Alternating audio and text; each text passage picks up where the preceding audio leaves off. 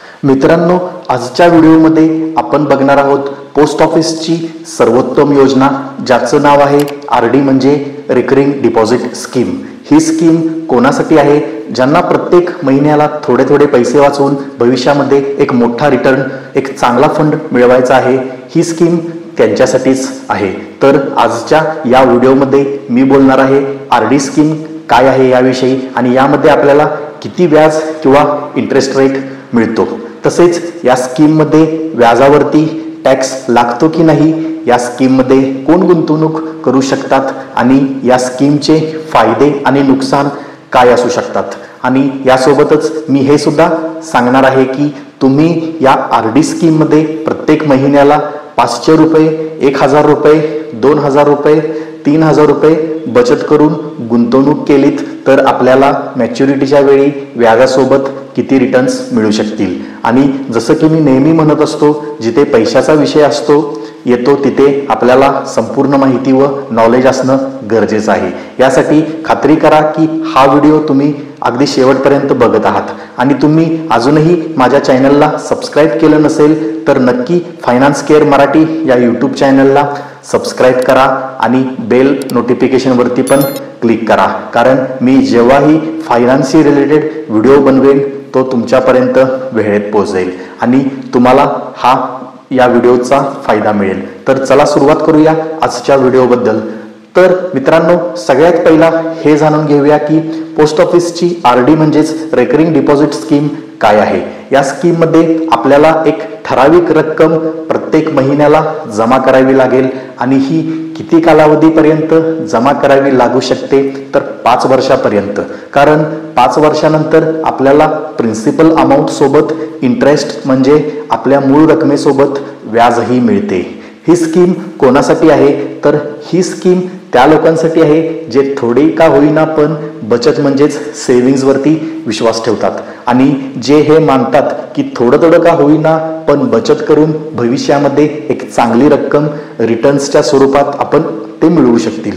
आजच्या तारखेला 2025 मध्ये आरडी स्कीम मध्ये आपल्याला जे व्याज मिळत आहे म्हणजे जो व्याजदर चालू आहे तो आहे 6.7%। यातून आपल्याला जे व्याज मिळेल त्याची कंपाऊंडिंग 3 महिन्याप्रमाणे गृहीत केली जाते, म्हणजे 3 महिन्यातून आपल्याला व्याज मिळते। आता हे जाणून घेऊया की या स्कीम मध्ये कोण गुंतवणूक करू शकतात। या स्कीम मध्ये इंडियन सिटीजनशिप असलेलेच लोक गुंतवणूक करू शकतात। In this scheme parents on behalf of minor पण या स्कीम मध्ये इन्व्हेस्ट करू शकतात। या स्कीम मध्ये तुमच्या इच्छेनुसार तुम्ही सिंगल अकाउंट किंवा जॉईंट अकाउंट देखील ओपन करू शकता। आणि या स्कीमची सुरुवात करण्यासाठी आपल्याजवळ काय लागते? जास्ती काही नाही लागत डॉक्युमेंट्स, फक्त आधार कार्ड, पॅन कार्ड आणि एक फोटो लागतो। तुम्ही हे डॉक्युमेंट्स घेऊन पोस्ट ऑफिसला जाऊ शकता आणि आपल्या नावाचे आरडी अकाउंट ओपन करू शकता। आता जाणून घेऊया की या स्कीम मध्ये गुंतवणूक करण्यासाठीची लिमिट ही कमीत कमी आणि जास्तीत जास्त किती आहे।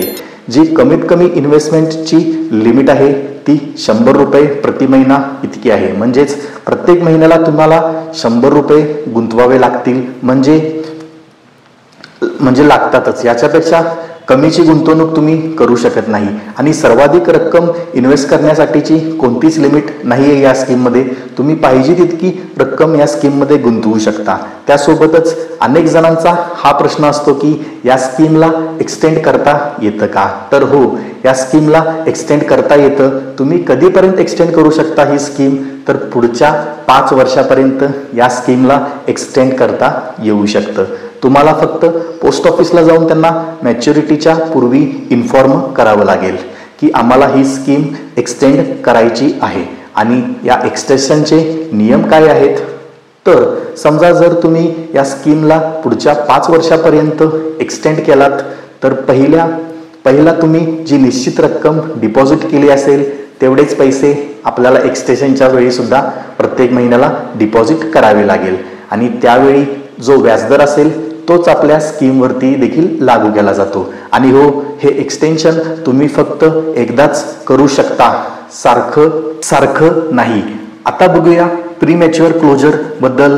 जसं की मी तुम्हाला सुरुवातीलाच सांगितलं होतं त्यानुसार आरडी स्कीमचा जो टाइम पिरियड असतो तो 5 वर्षापर्यंतचा असतो, परंतु काही कारणास्तव तुम्ही जर या स्कीमला 5 वर्षांपूर्वीच बंद करणार असाल तर तुम्ही 3 वर्षानंतर सुद्धा ही स्कीम बंद करू शकता. पण एक गोष्ट लक्षात ठेवा, या स्कीमला तुम्ही 1 ते 5 वर्षाच्या आत केव्हाही बंद केलात तर तुम्हाला मात्र 6.7% व्याज मिळणार होते, ते मात्र आता नाही मिळू शकत. जर 5 वर्षापूर्वीच तुम्ही ही स्कीम बंद केलीत तर तुम्हाला किती व्याजदर मिळेल, तर पोस्ट ऑफिसचा जो सेव्हिंग्स अकाउंटचा व्याजदर आहे त्यानुसार 4% इतकाच तुम्हाला व्याजदर मिळेल. आता चला लवकरच हे जाणून घेऊयात की वेगवेगळ्या रकमेवरती आपल्याला आरडी स्कीममध्ये गुंतवणूक करून त्यामधून किती व्याज मिळेल आणि 5 वर्षानंतर प्रिन्सिपल प्लस व्याजासोबत आपल्याला टोटल किती रक्कम मिळेल. तर आता सुरुवात करूया.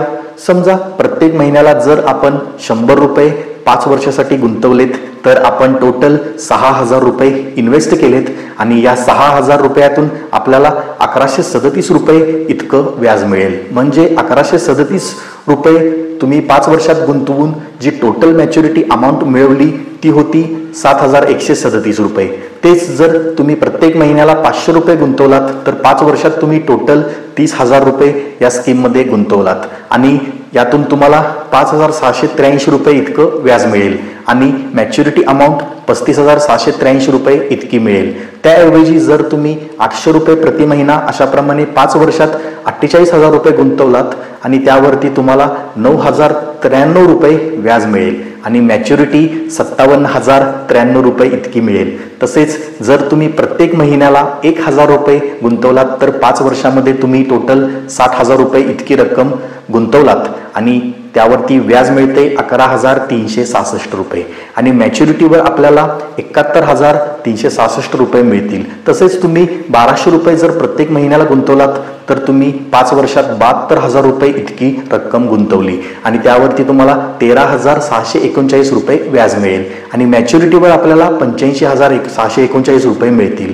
तसेच जर तुम्ही 5 वर्ष कालावधीसाठी 1,500 रुपये प्रत्येक महिन्याला गुंतवलात तर 5 वर्षामध्ये तुम्ही टोटल 90,000 रुपये इतकी रक्कम इन्व्हेस्ट केली आणि यावरती 17,049 रुपये इतकं व्याज मिळेल आणि टोटल मॅच्युरिटीची जी रक्कम मिळेल ती असणार आहे 1,07,049 रुपये इतकी.